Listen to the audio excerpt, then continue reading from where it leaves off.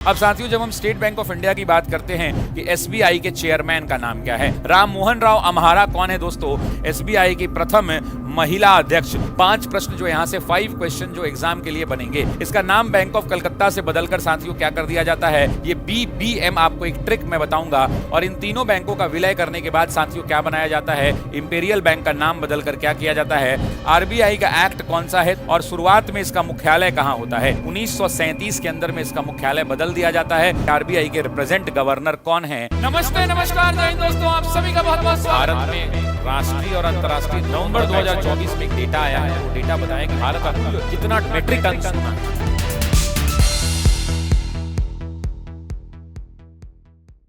SBI cards and payment services limited ने company का अगला प्रबंध निदेशक और मुख्य कार्यकारी अधिकारी किसे नियुक्त किया है। आपसे पूछ रहा है कि जो एसबीआई की एक अनुसंधान है जहां पर आप क्रेडिट कार्ड और डेबिट कार्ड की बात करते हैं, तो वहां से सवाल पूछ रहा है क्या वो अभिजीत चक्रवर्ती हैं, सलीला पांडे बनी हैं, राम मोहन राव अम्हारा या अरुंधति भट्टाचार्य। ये चारों महत्वपूर्ण नाम हैं, इनके बारे में भी जानेंगे। लेकिन प्रश्न का जो सही उत्तर हो जाएगा दोस्तों वो क्या हो जाएगा, सलीला पांडे। सभी लोग कमेंट बॉक्स के अंदर में कमेंट करिए सलीला पांडे साथियों। लेकिन सबसे पहले जब हम सलीला पांडे की बात करते हैं, लेकिन उससे पहले जानना है कि अभी वर्तमान में कौन है दोस्तों। तो याद रखिएगा ये अभिजीत चक्रवर्ती अभी वर्तमान में है। आपसे एग्जाम में पूछे कि ये किसको रिप्लेस कर रहे हैं, तो ये सलीला पांडे जो हैं अभिजीत चक्रवर्ती को रिप्लेस कर रही हैं। अब साथियों, जब हम स्टेट बैंक ऑफ इंडिया की बात करते हैं, इसके बारे में पहले खबर देख लेते हैं। सलीला पांडे को 1 अप्रैल 2025 से कंपनी का अगला प्रबंध निदेशक और मुख्य कार्यकारी अधिकारी नियुक्त किया गया है। तो कट ऑफ डेट क्या है, यानी 1 अप्रैल 2025 तक अभिजीत चक्रवर्ती बने रहेंगे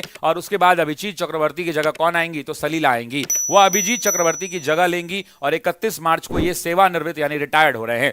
सलीला पांडे वर्तमान में भारतीय स्टेट बैंक की मुख्य महाप्रबंधक हैं, यानी आपको पता है कि ये क्या है, तो मुख्य महाप्रबंधक हैं। एसबीआई में ये सिंगापुर की अध्यक्ष रही हैं, साथ ही साथ दिल्ली के अंदर में उप महाप्रबंधक रही हैं और ये विदेशी सहायक कंपनी एसबीआई कैलिफोर्निया के अध्यक्ष और सीईओ भी रह चुकी हैं। तो इतनी सारी बातें आपने सलीला के बारे में जान ली। लेकिन अब वर्तमान में आपसे पहला सवाल यहां से एग्जाम में पूछेगा साथियों कि एसबीआई के चेयरमैन का नाम क्या है। एसबीआई के चेयरमैन का नाम होगा, तो 2 दिन पहले ही हमने डिस्कस किया था और उनका नाम क्या है, तो CS शेट्टी है। उनका पूरा नाम क्या है साथियों, तो चल्ला श्रीनिवासुलु चेट्टी इनका नाम है और ये एसबीआई के क्या है, तो चेयरमैन है। अब हम अगर स्टेट बैंक ऑफ इंडिया की साथियों बात करते हैं, तो आप जानिए कि स्टेट बैंक ऑफ इंडिया अपने आप में काफी महत्वपूर्ण नाम है। लेकिन उससे पहले ऑप्शन के बारे में देख लेते हैं। राम मोहन राव अम्हारा कौन है दोस्तों, तो स्टेट बैंक ऑफ इंडिया के ये MD हुआ करते हैं। तो एसबीआई के कौन है साथियों, तो मैनेजिंग डायरेक्टर हैं। अच्छा, ये जो अरुंधति भट्टाचार्य हैं, ये जरा कमेंट करिए सभी लोग, एसबीआई की प्रथम महिला अध्यक्ष हैं। एसबीआई की प्रथम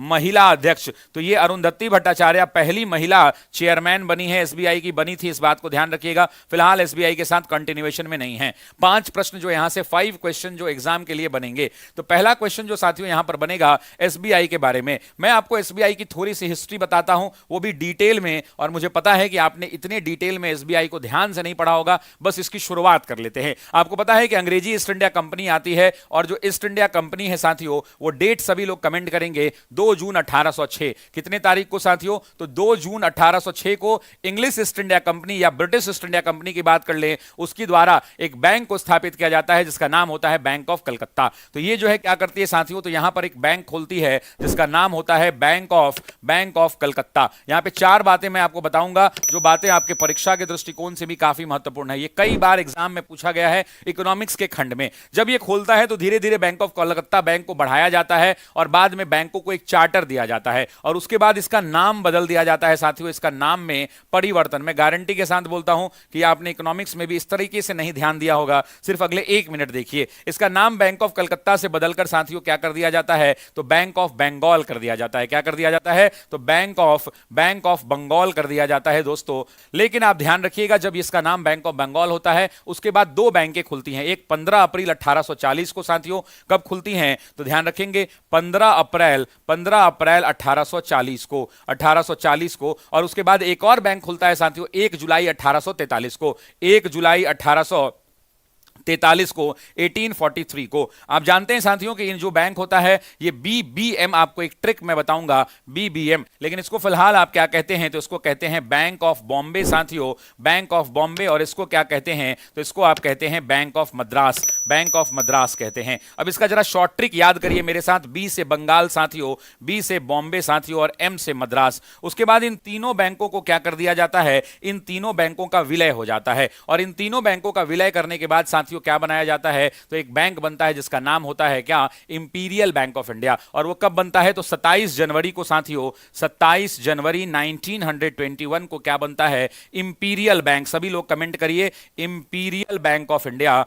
और ये imperial bank of India Bharat में काम करते रहता है, फिर भारत को स्वतंत्रता मिलती है। और जब भारत को स्वतंत्रता मिलती है साथियों, तो इसके बाद इसी इंपीरियल बैंक का नाम बदल दिया जाता है, इसी का नाम बदल दिया जाता है। और डेट सभी लोग कमेंट करेंगे 1 जुलाई। ये ना जाने कितनी बार एग्जाम में पूछ चुका है। 1 जुलाई 1955 को इंपीरियल बैंक का नाम बदलकर क्या किया जाता है, एसबीआई कर दिया जाता है, स्टेट बैंक ऑफ इंडिया। तो ये एसबीआई का इतिहास रहा है दोस्तों। और एसबीआई के वर्तमान चेयरमैन कौन है, तो चल्ला जो है श्रीनिवासुलु चेट्टी हुआ करते हैं। अच्छा एक बात और बता दीजिए, एक बस लास्ट सवाल यहां पे पूछता हूं चूंकि इंपॉर्टेंट है। दूसरा मैं आपसे पूछना चाहता हूं कि जो आरबीआई है वो कौन होता है, तो आप भी जानते हैं कि बैंकों का कंट्रोलर कौन होता है, तो रिजर्व बैंक ऑफ इंडिया होता है। आरबीआई की रिकमेंडेशन की जब हम बात करते हैं साथियों, तो सभी लोग कमेंट कीजिए। एग्जाम का बहुत फेवरेट क्वेश्चन है हिल्टन यंग कमीशन, और इसकी स्थापना हुई थी और इसी के रिकमेंडेशन के बाद आरबीआई की स्थापना की गई है। आरबीआई का एक्ट कौन सा है, तो आरबीआई एक्ट 1934 है साथियों। और आरबीआई का एस्टैब्लिशमेंट कब होता है, तो सभी लोग कमेंट करेंगे अप्रैल से 1935, 1 अप्रैल 1935 में। और शुरुआत में इसका मुख्यालय कहां होता है, तो आप भी जानते हैं कि आरबीआई का मुख्यालय शुरू में कहां होता है, तो कलकत्ता होता है साथियों। तो एग्जाम में आपसे पूछता है कि इसका शुरुआती हेडक्वार्टर कहां होता है, कलकत्ता होता है। लेकिन 1937 के अंदर में, 1937 के अंदर में इसका मुख्यालय बदल दिया जाता है। कहां चला जाता है, तो ये मुंबई चला जाता है दोस्तों। ये मुंबई हेडक्वार्टर शिफ्ट किया जाता है। आरबीआई के अंदर में कितने गवर्नर होते हैं, तो आप भी जानते हैं 1 गवर्नर होते हैं और 4 डेप्यूटी गवर्नर होते हैं। इस बात को ध्यान रखिएगा। जरा कमेंट बॉक्स में बताइए कि आरबीआई के प्रेजेंट गवर्नर कौन है, आरबीआई के प्रेजेंट गवर्नर कौन है।